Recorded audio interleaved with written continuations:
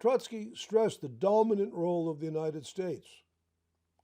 However, he did not draw from this analysis the conclusion that the United States was invincible.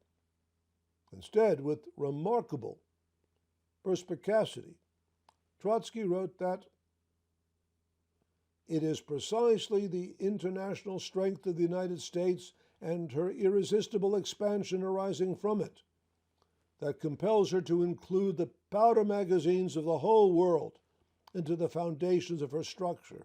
That is, all the antagonisms between the East and the West, the class struggle in old Europe, the uprisings of the colonial masses, and all wars and revolutions.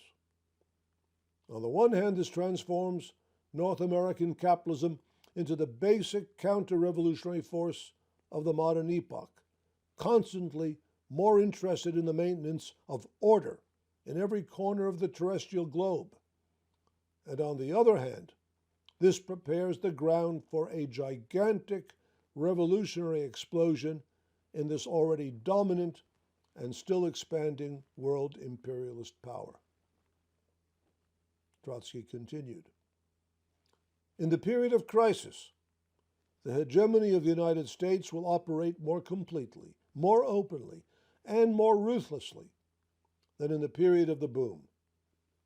The United States will seek to overcome and extricate herself from her difficulties and maladies, primarily at the expense of Europe, regardless of whether this occurs in Asia, Canada, South America, Australia, or Europe itself, or whether this takes place peacefully or through war.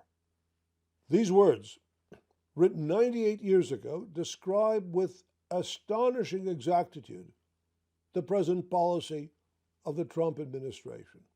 Trotsky did not only predict a general tendency toward imperialist conflict, he identified with extraordinary specificity the geographic scope of American imperialism's predatory ambitions and the ruthlessness with which they would be pursued.